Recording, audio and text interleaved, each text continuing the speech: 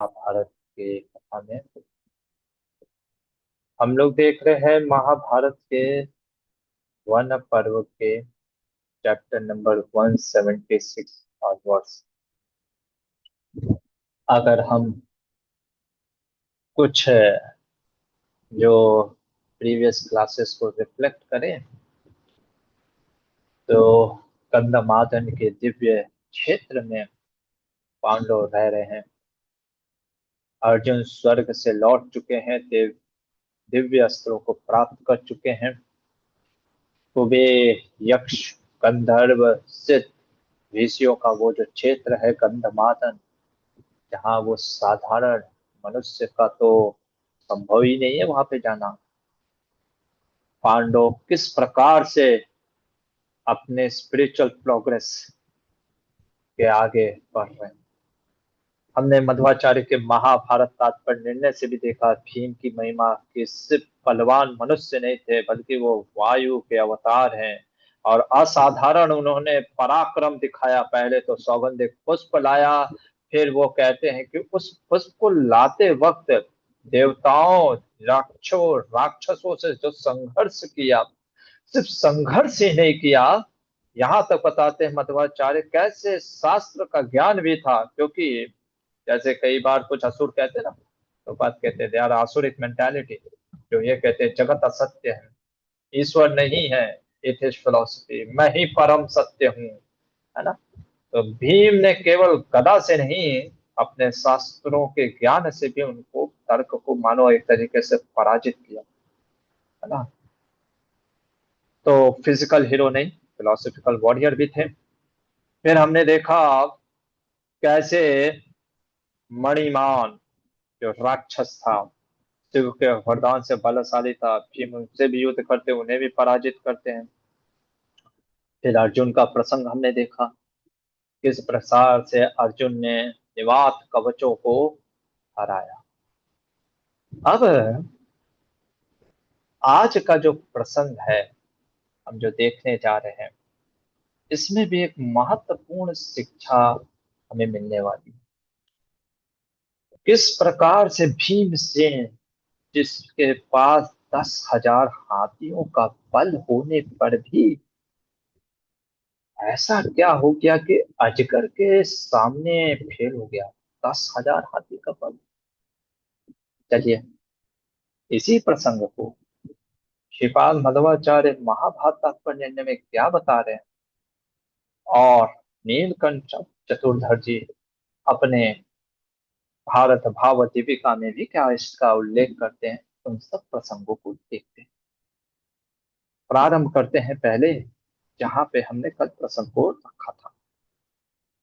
जैसे आपको याद होगा, कल हम चर्चा कर रहे थे कि भीमसेन अपने बड़े भाई से बात कर रहे हैं, उस, है ना, भीमसेन और युधिष्ठिर के बीच में कंदमादन के पर्वतों में। द्वैतवन नहीं है, गलत है, लिखा है एआई ने, कंदमादन पर्वत में ही है। भीमसेन बता रहे थे किस प्रकार से 11वां वर्ष चल रहा है। वास्तव में वो लोग सुख के, भोग के अधिकारी हैं, पर somehow अदर दुर्योधन ने सब कुछ छीन लिया। अब भीमसेन यहाँ पे कहते हैं एक काम करते हैं, 12 साल तो यहाँ पे रह लेते, 12 साल में जाकर के हम ऐसे निकट में रहेंगे जिससे कि ऐसा लगेगा उनको धोखा देंगे कि हम यहीं पे रह रहे हैं, और अचानक से जब 13वां साल आएगा, हम निकल पूर्वक भाग जाएंगे कहीं दूर, ढूंढ ही नहीं पाएंगे। और जब पता नहीं लगा पाएंगे, फिर हम जब वापस आएंगे तो दुर्योधन को जड़ से उखाड़ के फेंक देंगे। जैसे वृक्ष को जड़ से उखाड़ कर फेंक देते हैं ना, वैसे उस अधर्मी वृक्ष जो दुर्योधन है उसको उखाड़ करके फेंक देंगे। और फिर मानो संदेह उत्पन्न हो सकता है कि हम भैया जाएंगे कि नहीं युधिष्ठिर महाराज, है ना, क्योंकि इतना सुंदर स्थान है ना। तो इसलिए कहते हैं कि आपको जो कुबेर से सम्मान मिल रहा है, कभी कभी हम क्या होता है ना, कंप्लीसेंट हो जाते हैं। जीवन में सब कुछ सुख सुविधा मिलती है तो कौन इतना संघर्ष करे। पर युधिष्ठिर को मानो बोल रहे हैं कि भले ही आज हमें सम्मान मिल रहा है ना, ये ठीक है, सम्मान मिल रहा है, लेकिन ये मेरा धर्म नहीं है, हमारा धर्म ये नहीं। हम राजा हैं, हमारा धर्म है शत्रुओं को मार के उनको दंड देना। बड़ा सुंदर चीज लिख रहे हैं, है ना। बोलते हैं क्या, कहते हैं कि हमें क्या करना चाहिए, उनको दंड देना चाहिए। कुरुस्व बुद्धि द्विशताम वधाया, है ना, कृतागसाम भारत निग्रहे जा। आज भली यल्लभ से कुबेरा, कुबेर हमको बहुत वहां पे तो सम्मान मिल रहा था, है ना। इसलिए जैसे कहते हैं, और कहते हैं जिस प्रकार से इंद्र, है ना, इंद्र इंद्र भी आपसे भिड़ नहीं सकता, है ना। और हमें किसी प्रकार का भय नहीं होना चाहिए। हमारे साथ तो साक्षात भगवान श्री कृष्ण है ना। और अब तो हमारा भाई अर्जुन भी उन्हीं के जैसा पराक्रमी हो गया, नकुल सहदेव भी है ना। तो इस प्रकार से जब युधिष्ठिर से चर्चा हो रही थी, भीमसेन तब, तो बात तो सही है, वहां पे रहने के लिए तो थोड़ी ना आए। युधिष्ठिर महाराज गंधमादन पर्वत की परीक्षणा करके मानो प्रार्थना कर रहे हैं, कह रहे हैं कि मैं खोया हुआ अपना राज्य वापस प्राप्त करके फिर आऊंगा। अभी वन में आया हूँ वनवासी के रूप में, पर वानप्रस्थ नहीं लिया, है ना।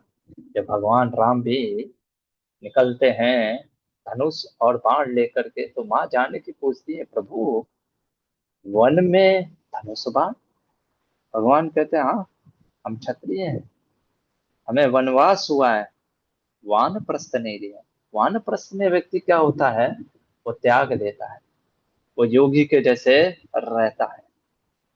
तो कभी कभी इमरजेंसी में हमको हो सकता है, जो हमारा धर्म है उसको कभी अपने स्वभाव को, स्वधर्म को, इसी को गीता में कृष्ण 30 अध्याय के 35वें श्लोक में कहते हैं ना, अर्जुन, हर व्यक्ति को अपने स्वधर्म के अनुसार रहना चाहिए और कार्य करना चाहिए।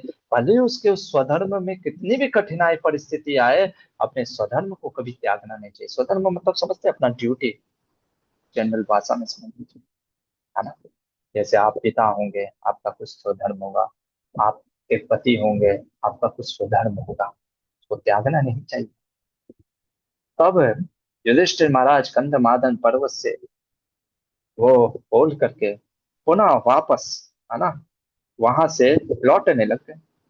अब लौटने लग गए तो लोमस ऋषि को जब पता चला कि अब पांडव जो हैं वो अब जा रहे हैं, लोमस ऋषि ने इतना सुंदर, है ना, हमें धन्यवाद प्रकट करना चाहिए जो हमें तीर्थों का यात्रा कराते हैं, है ना।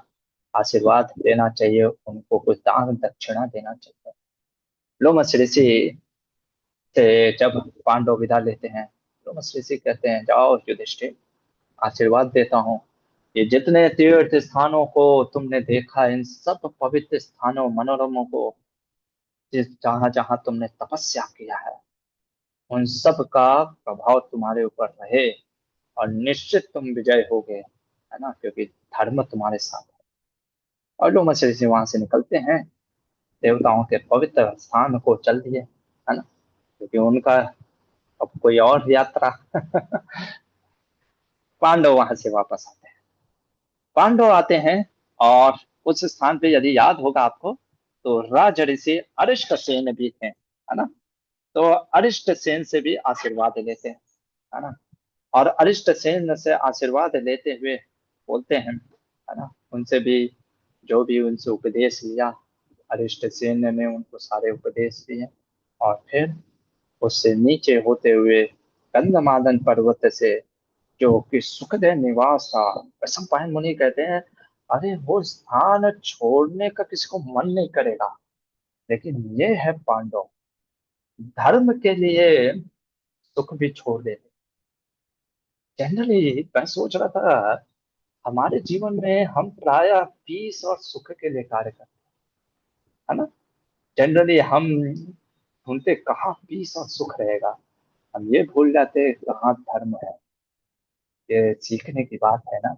याद है बचपन में भी जब पांडव इस प्रकार कुंती के साथ यहीं गंधमादन पर्वत के पास ही कहीं रहते थे, है ना, हिमालय की चोटियों में, देव ऋषियों ने क्या कहा था? ये पांडव वन में रहने लिए नहीं है बने हैं कुंती, इनको लेकर के जाओ हस्तिनापुर। आप सोचो हस्तिनापुर, जहाँ पे कुंती को पता है कि हर दिन कुछ ना कुछ कष्ट संकट आने वाला है, लेकिन वहां पे क्या है, क्योंकि जहाँ आपका कर्म भूमि है, जहाँ आपका धर्म है, वहीं पे स्थित होना चाहिए, भले वहां पे कितनी भी कठिनाई क्यों ना आए। इसलिए भगवत गीता में कृष्ण कहते हैं, जो अपने स्वधर्म को छोड़ करके भाग जाता है, ये सोच करके कौन कठिनाई लेगा, भगवान कहते हैं उससे बड़ा डेंजर आएगा। इसलिए व्यक्ति को अपने स्वधर्म को कभी नहीं त्यागना चाहिए। पांडव निकलते हैं ऊंचे पर्वतों, है ना, बहुत ही सुंदर स्थान है, पर्वत नदियां, पुल बने हैं, झंडे बने हैं, पक्षियां हैं, हाथियों से पूरा एकदम। पर उन सभी रमणीय स्थान को जहाँ पे कि व्यक्ति जाए तो बस पिकनिक मनाए, वहां से सब चीजों को छोड़ करके आते हैं फिर से कैलाश पर्वत। आप सोचो बगल में ही कैलाश पर्वत है, भगवान शिव लोग कैलाश मानसरोवर का दर्शन करने जाते हैं, है ना। तो वहां से निकल करके पूरा होते हुए पांडव आते हैं विषपर्वा, है ना, विषपर्वा के राज्य में, क्योंकि फिर उसके आगे सुबाहु के राज्य में आते, जब उन लोग को पता चलता है पांडव आ रहे हैं, है ना, अरे सब स्वागत में रहते हैं, वहां पे एक रात बिताते, पर फिर भी वहां से भी बढ़ते हैं। ये वन जो है ना, ये जिंदगी, इसलिए व्यक्ति को समझना चाहिए कहीं ठहराव, जहाँ आपका धर्म है वही आपका कार्य बन पे ठहराव होना चाहिए। कुछ दिन रहे, वहां से भी आगे बढ़े, और आगे बढ़ते हुए फिर से वापस आते हैं कहाँ, नर नारायण के पत्री के आश्रम। वहां पे भी कुछ महीनों वहां पे रहते हैं, है ना। और वहां पे रहने के बाद फिर पांडव लोग आ पहुंचते हैं कहाँ, उसी स्थान पे द्वैत वन में, है ना। उस द्वैत वन में पुनः वो प्रवेश करते हैं पांडव, जहाँ से वो निकले थे, और वहां पे द्वैत वन में रहने लग गए, है ना। वैशंपायन कहते हैं एक दिन की बात है, भीमसेन, है ना, ऐसे ही निकले हुए थे आखेट करने, मतलब हंटिंग करने, क्योंकि पांडव क्षत्रिय थे, तो हिंसक जो सिंह इत्यादि जो होते थे उनका हंटिंग करने के लिए निकले। अब हुआ क्या कि 12वां वर्ष आ चुका था एकदम, है ना, 12वां वर्ष के एकदम करीब आ चुका था, कि एक सर्प ने पकड़ लिया, अजगर ने पकड़ करके उनको लपेट दिया और छूट ही नहीं पाए भीमसेन। युधिष्ठिर महाराज वहां किसी तरीके से पहुंचते हैं, अजगर के प्रश्न को उत्तर देते हैं और उन्हें छुड़ा देते हैं, और फिर इस प्रकार से वो निकल गए। वैशंपायन मुनि जब इस प्रकार से बोल रहे थे, देखो कितना उत्सुकता होना चाहिए सुनने का। हम ये सब सीखते हैं, महाभारत हो चाहे आपका श्रीमद् भागवतम की कथा हो, ऐसे ही हमारे जो सुखदेव गोस्वामी भी इसी अजगर की कथा आती है ना।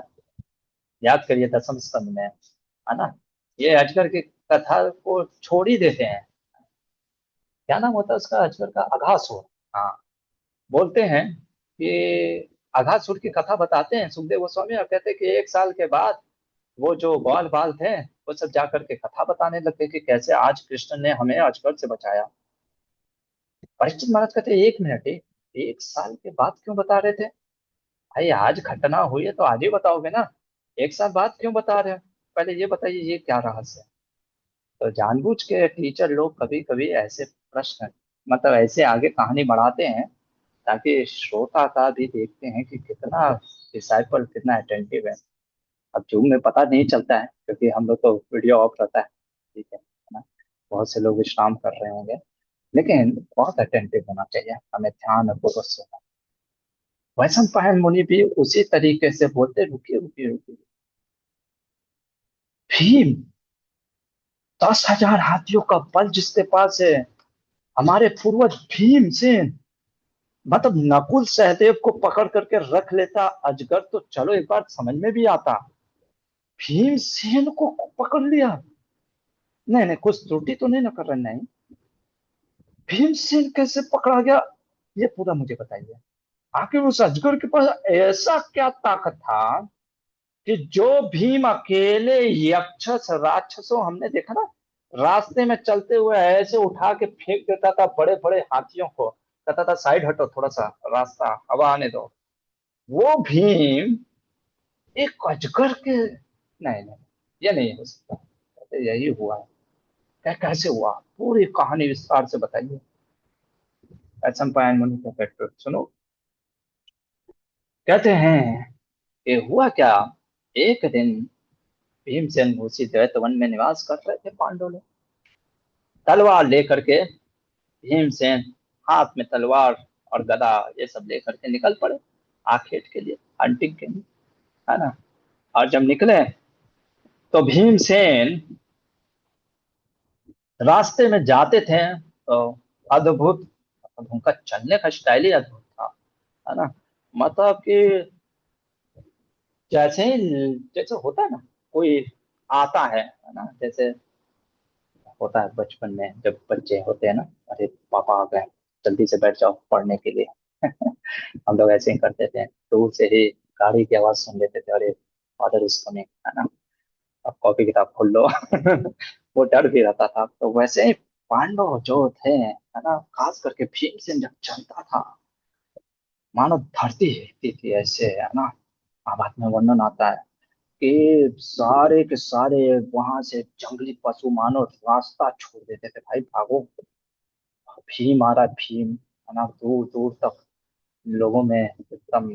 तो है ना, जिसको भी मिलता था हिंसक पशुओं को विशेषकर, है ना, जैसे जो होते थे ना, हिंसक सुअर होते हैं या भैंस होते हैं या क्या, मतलब सिंह होते हैं क्या, उन सबको पकड़ करके ना एकदम पीटते थे और उन गर्जना करते थे इस प्रकार से, और रौंदते हुए चलते थे एकदम, एक जैसे होता है ना क्षत्रिय राजा जैसा।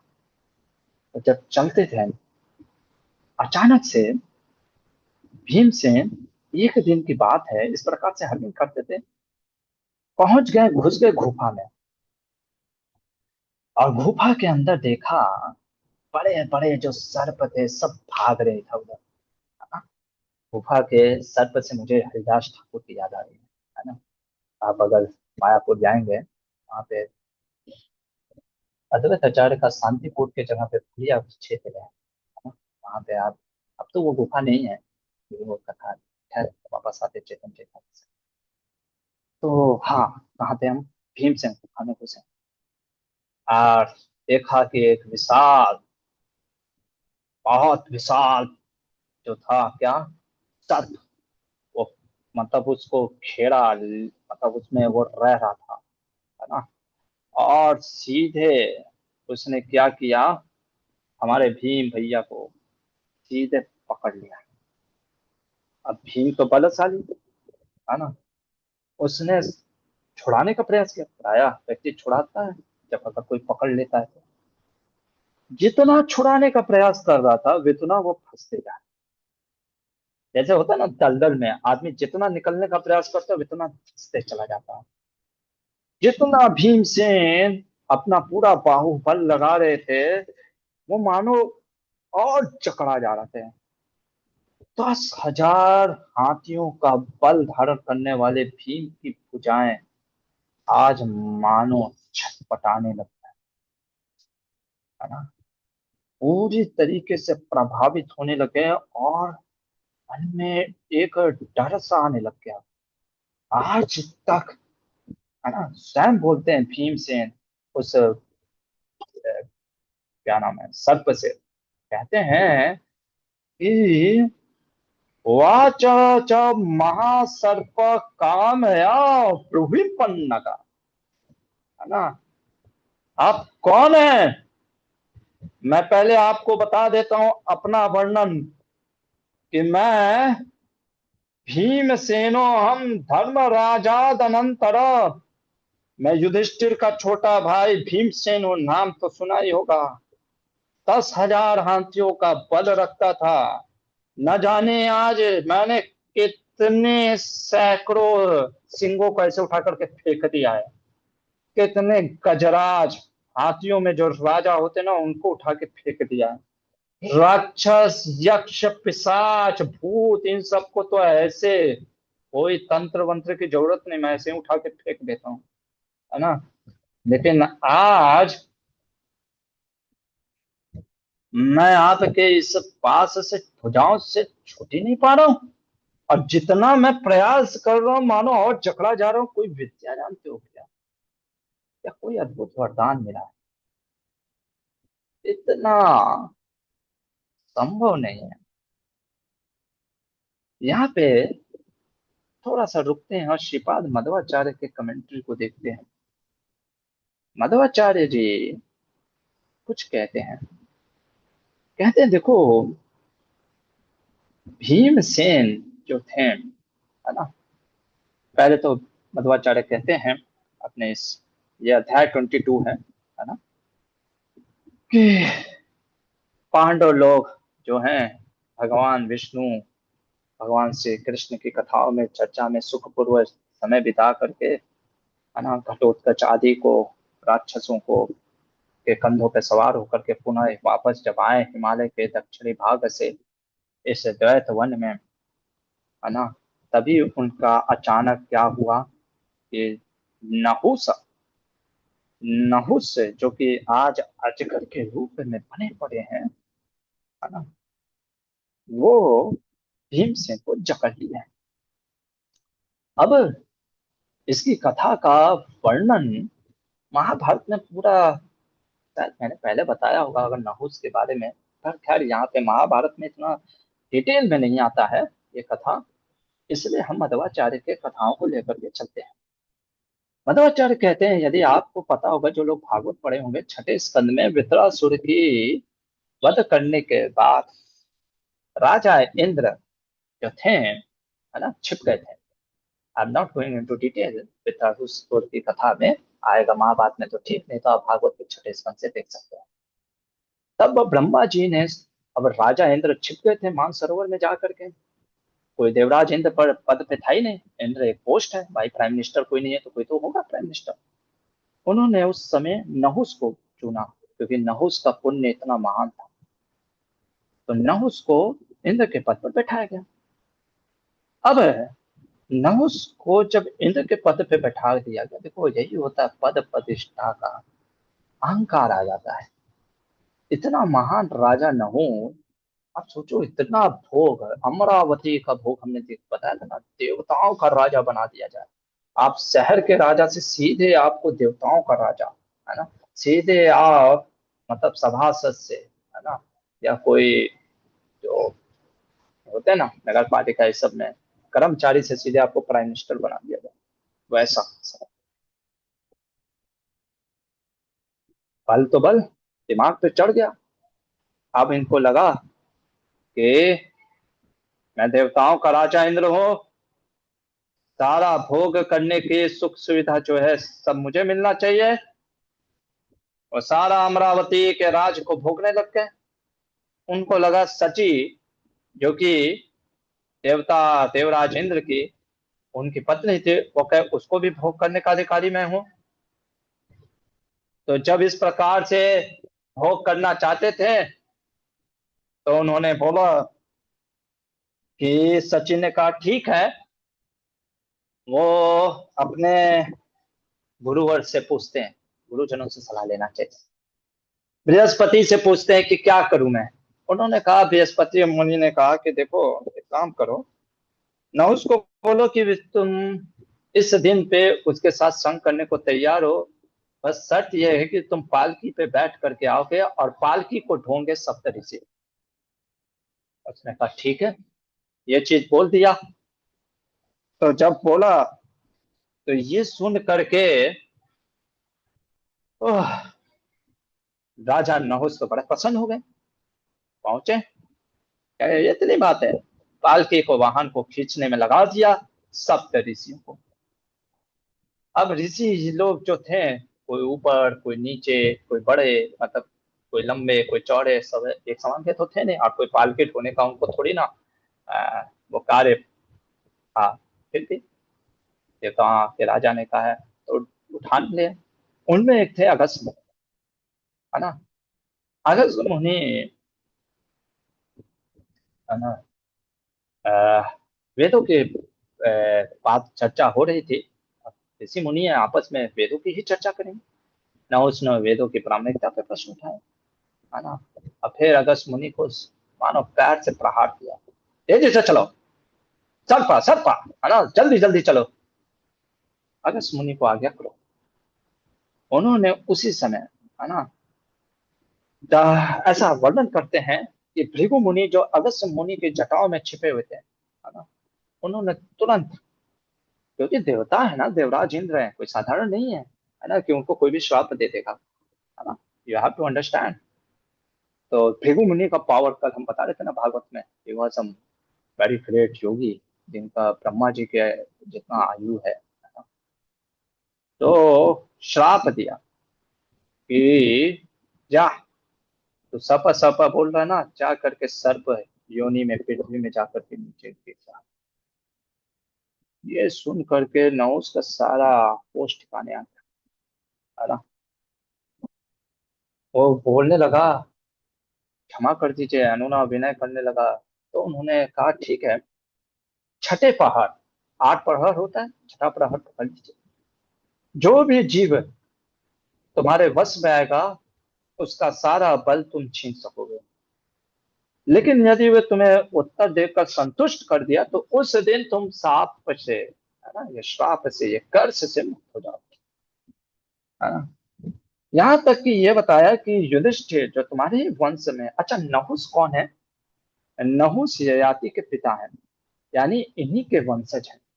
किनके वंशज? मतलब कि ये हमारे पांडव इन्हीं के वंशज हैं। इसलिए कहते हैं, देखो आज विधाता का क्या प्रभाव है। भीम को कहते हैं, मैं मारना नहीं चाहता तुमको क्योंकि तुम मेरे वंशज हो, मैं तुम्हारा एंसेस्टर हूं, लेकिन भोजन तो भोजन, अगर तुमको माँ छोड़ दिया, है ना, है ना, गधा अगर घास से दोस्ती करेगा तो खाएगा क्या? अगर मैं तुमको छोड़ दूंगा तो फिर खाऊंगा क्या? फिर मैं तो जिंदा रहूंगा ही नहीं, है ना। यही मेरा भोजन का समय रहता है, एक ही दिन खाता हूँ, छठे पहर में। तो आज मिल गए, अच्छा सा तगड़ा सा मान मिला है, पिज्जा पास्ता मिला है, कैसे छोड़ दूं, है ना। ठीक है, तो इसलिए कहता है कि नहीं छोड़ूंगा आपको। अभी मध्वाचार्य यहाँ पे रुकते हैं और कहते हैं, भीमसेन के बारे में कुछ बोलते हैं, और ये हमारे लिए भी एक सीख है। पहले तो मध्वाचार्य कहते हैं कि देखो, है ना, वृत्रासुर के वध के लीलाओं में देवताओं को कोई पाप नहीं लगा था। हमको जो पाप दिखता है ना, है ना, नहीं लोकावनम पापम त्रैलोके सस्य वर्जिना, वितम हत्वा महानाशे इत्यादि वेद पदम च यत् कंचित पापम च पुण्याना वेदये भवति स्फुटम। इसके ऊपर हमारे आचार्यों ने टीका किया। देखो, जैसे कई प्रसंग आप सुनते होंगे, थोड़ा सा टाइम लूंगा, है ना, 8 बज गया मुझे पता है, लेकिन आप थोड़ा सा सुनते हुए जाओ। हमारे आचार्य वर्ग कहते हैं, कई बार हम अपना रूल्स और रेगुलेशन बड़े लोगों पे भी थोपते हैं। जैसे उदाहरण के लिए हमारे शिला प्रभुपाद जी कई बार ये देते थे कि आप अगर रोड पे चल रहे हो तो डेफिनेटली आपको ट्रैफिक रूल्स फॉलो करना चाहिए। लेकिन कोई अगर प्लेन में से जा रहा है तो उसको ये मान लीजिए रेड लाइट चला हुआ है और ऊपर से आप देख रहे हो कि प्लेन क्रॉस कर रहा है, आपको कहे दिख नहीं ना, रेड लाइट चल रहा है, रुको। वो रेड लाइट आपके लिए है, आप रोड पे चल रहे हो। वो रेड लाइट उस प्लेन के लिए नहीं है, ये आपको समझना होगा, है ना। तो कई बार हम जब शास्त्रों में देखते हैं, जैसे एक उदाहरण देता हूं, देवराज इंद्र का रामायण में आता है किस प्रकार से उन्होंने देवी अहिल्या के साथ संग किया। हमको लगता है यार जी, क्या देवराज इंद्र इतना कामुक होकर के हैं, देवताओं के राजा हो करके एक स्त्री दूसरी की स्त्री के साथ इलिसिट कनेक्शन कर रहा है। आपको नहीं पता वो स्टोरी क्यों है, वो क्यों वर्णन किया गया, वो देवताओं के राजा हैं, है ना। आप इतना जानो, स्वर्ग लोक में रजो और तमोगुण नहीं होता है। उनका जो काम क्रोध आता है, जैसे भगवत गीता में कृष्ण कहते हैं ना, काम ऐसा क्रोध ऐसा रजोगुण समर्पो, रजोगुण से काम और क्रोध उनके अंदर आता ही नहीं है। वो देवता के पोस्ट पे बैठे हैं, उनका हम पूजा करते हैं, मतलब जो करते हैं ना, अभी जैसे गणेश जी को बैठाने वाले हैं, है ना। आपको लगता है जिसकी हम पूजा कर रहे हैं वो ये ऐसा नीच कार्य करेगा, फिर पूजा क्यों कर रहे हैं? हमें समझना चाहिए। मध्वाचार्य कहते हैं हमारी पाप बुद्धि वहां पे भी नहीं लगा दो, है ना। देवता और मनुष्य में अंतर होता है ना। वो, उनको कोई पाप नहीं लगता, वो लोक कल्याण के लिए बैठे हैं। और वो जो कुछ कार्य करते हैं उसके पीछे इतिहास है, जैसे हमने बताया था, एक और कहानी आपको याद होगा किस प्रकार से विदुर जी जो पहले यमराज थे, है ना, याद है। कण्व मुनि की, कण्व मुनि था एग्जैक्टली, आई डोंट नो क्या मुनि का नाम था, जिन्होंने श्राप दे दिया। कण्व मुनि थे, नहीं कण्व मुनि नहीं थे, कण्व मुनि तो पिता थे उनके, शकुंतला के। क्या नाम था वो जिन्होंने, मंडूक। हाँ मंडूक मंडुक कुछ। मुनि, थैंक यू, थैंक यू। हाँ मंडुक मुनि थे, मंडुक मुनि ने श्राप दे दिया, है ना। हमको लगता है यार क्या मंडुक मुनि यमराज को जजमेंट देना नहीं आता है? यहाँ पे हम देखते हैं सुप्रीम कोर्ट के ऊपर आप क्वेश्चन नहीं उठा सकते हो, नहीं तो कोर्ट के अगेंस्ट हो जाएगा, आपको फिर पुलिस पकड़ लेगी। तो यमराज को ऐसा श्राप दे देंगे? अरे ये सब समझना चाहिए। और यमराज भी कोई थोड़ी ना कि अरे मैंने तुमको बचपन की चीज उनको खुद नहीं पता, हमने सब कथा बताई थी। फिर से मैं आपको जस्ट रिपीट कर रहा हूँ, just to make you understand. बड़े लोग, बड़े लोग इन द सेंस पोस्ट में नहीं, जो धर्म से अपने पुण्य से महान है, उनके अंदर दोषारोपण देखना बंद करिए, है ना। उसको समझना चाहे के लिए थोड़ा सा शास्त्रों का अध्ययन करना। तो यहाँ पे कहते हैं पहला चीज तो उनको कोई पाप नहीं लग सकता। फिर मध्वाचार्य कहते हैं देखो, ये जो भीम है ना, ये कौन है? ये मुख्य प्राण है, वायुदेव है, सर्वोपरि है सभी देवताओं में। यतता सुरा नाम सर्वेशा मुनि नाम च तपस्थितम। कभी कभी देवताओं और मनुष्यों में प्रकट होने वाली सामर्थ्य और गुण, वास्तव में वो जो गुण और बल होते हैं वो किसका बल होता है ना। कहते हैं वो भगवान हरि का ही बल होता है। हमें कभी भी अहंकार नहीं करना चाहिए। वो सारे के सारे बल्ब जो होते हैं वो भगवान के ही, हरि वायु, है ना। भीमसेन चाहते तो पल भर में अजगर को नष्ट कर सकते थे, ऐसा मध्वाचार्य कहते हैं कि भीमसेन चाहते तो पल भर में उसको नष्ट कर सकते थे, पर उन्होंने नष्ट नहीं किया। क्यों? क्योंकि भृगु मुनि का वचन है, ऐसे उसको नष्ट करते हैं, है ना। अगस्त्य और भृगु मुनि का शाप है, ब्रह्म वाक्य है, ब्रह्म वाक्य वेद वाक्य, असत्य नहीं होना चाहिए। पहला चीज सीखने की बात, हमें कभी कभी अपने बड़ों के सम्मान के लिए झुक जाना चाहिए। भले वहां पे हम दिखा सकते हैं अपना दल बल, लेकिन नहीं। दूसरा चीज, बड़ा सुंदर चीज, ये मेरे को सीखने के लिए बहुत अद्भुत चीज बोला मध्वाचार्य ने, कभी भी अपने ज्ञान का सौदा नहीं करना, है ना। क्या आशीर्वाद दिया था अगस्त मुनि ने कि जो तुम्हारे प्रश्नों को उत्तर दे देगा वो तुम सांप से मुक्त हो जाओगे, है ना। भीमसेन सोचते हैं मैं प्रश्नों का उत्तर देने के लिए अपने आप को छुड़ाऊं, यानी ज्ञान को बेचने जैसा हो गया। देखिए बहुत ही गहराई का विषय है जो कि हमारे आचार्य ही निकाल सकते हैं। और आज तो हम देखते हैं ज्ञान को तो बेचा ही जाता है, प्राय कलयुग का लक्षण ही है। ज्ञान रूप ये सब तो बेचते हैं, जितना बेचोगे उतना पैसा मिलता है।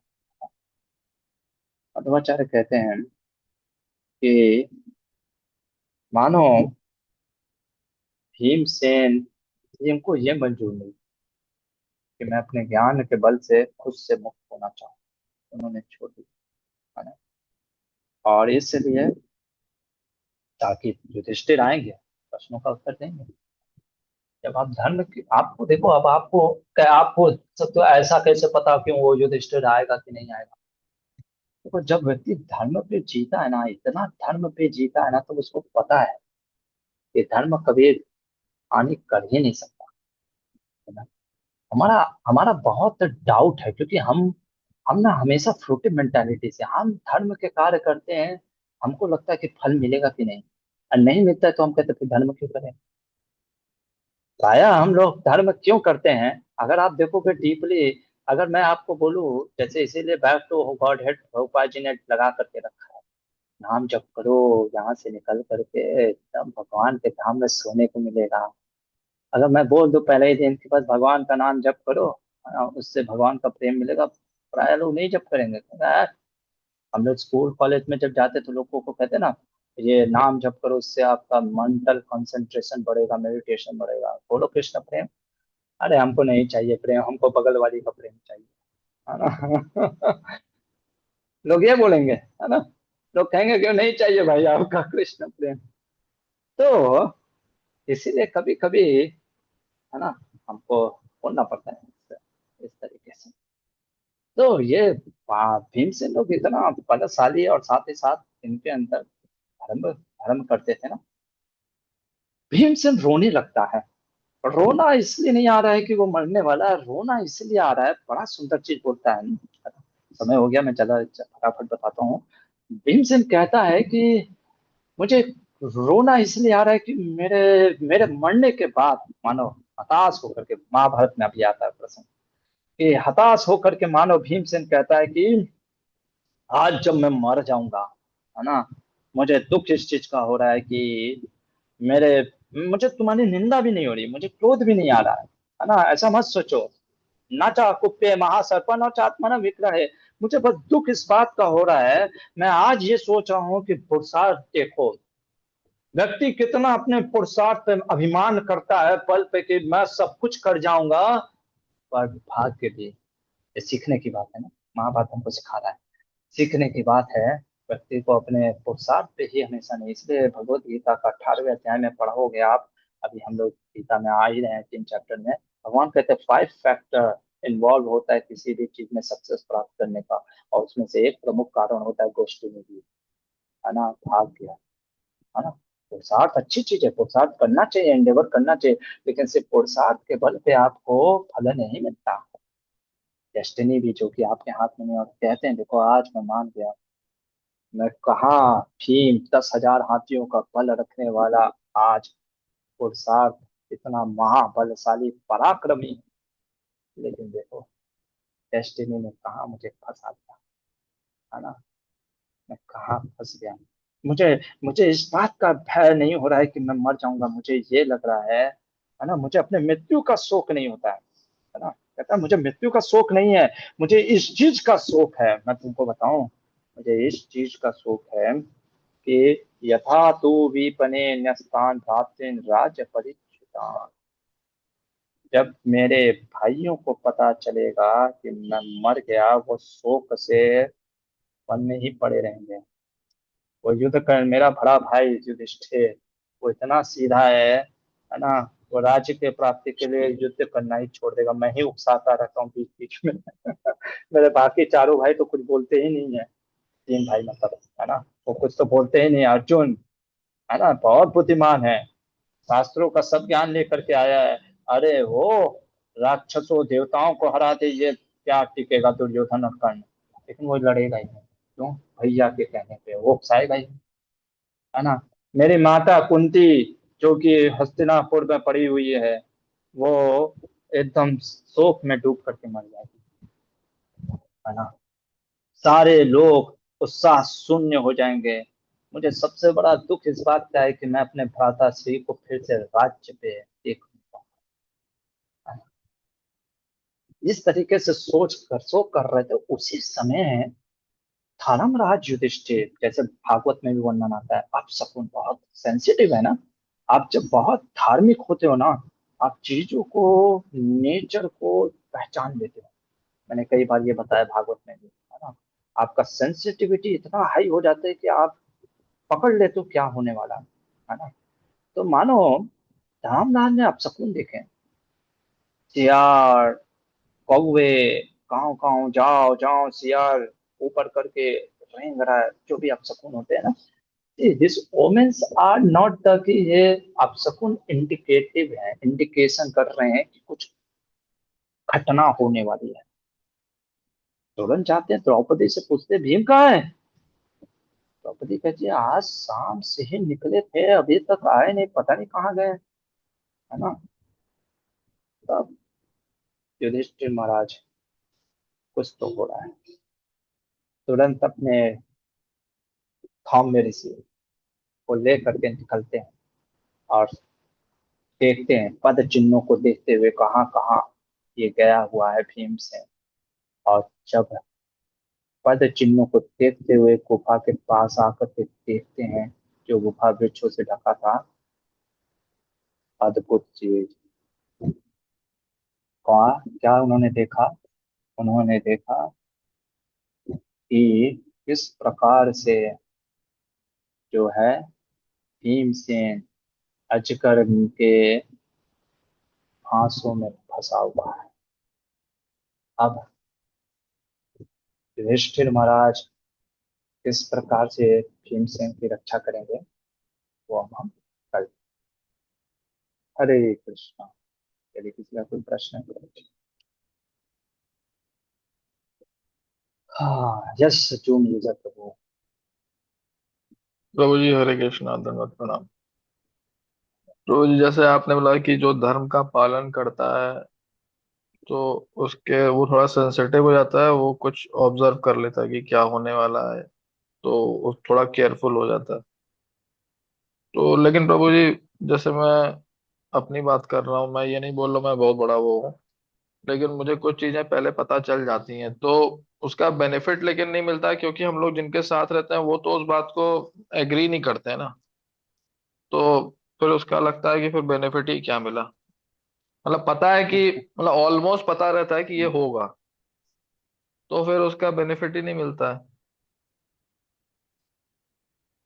नहीं, हमें क्या करना चाहिए ना, मैं उनको बता सकते हैं, समझा सकते हैं, देखो ये चीजें ना शास्त्र के आधार पे ऐसा हो। अब ठीक है, अब आप कहोगे कि वो सुनते ही नहीं है, मानते ही नहीं है, तो कई बार थोड़ा सा अब ये है, ऐसी परिस्थिति आ जाती है आना सकती है।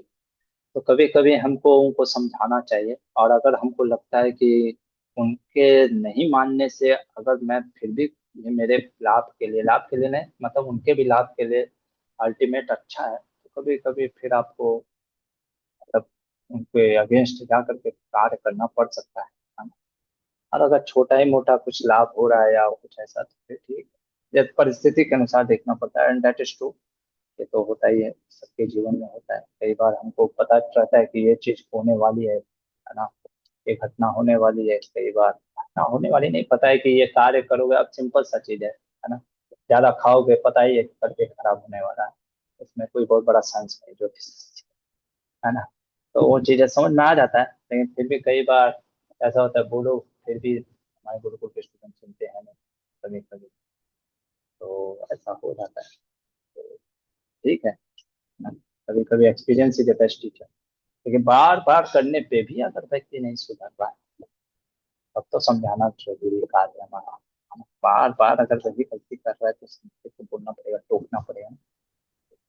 तो प्रभु जी फिर इसमें फाइट हो जाती है ना। जैसे प्रभु जी जैसे हम लोग सीख हाँ रहे हैं हाँ कि जरूरी नहीं है कि हर चीज हर किसी को जाननी है, कुछ हाँ चीजें हाँ, नहीं भी जाननी करेक्ट। रहती हैं। और कभी कभी हम्म, किसी चीज का क्वेश्चन नहीं है, जैसे आपने मुझसे कुछ पूछा, मैंने कहा प्रभु जी छोड़ दीजिए, तो सामने हम्म, वाला को बार बार समझाया जा रहा है कि हर चीज आपको क्यों जाननी है।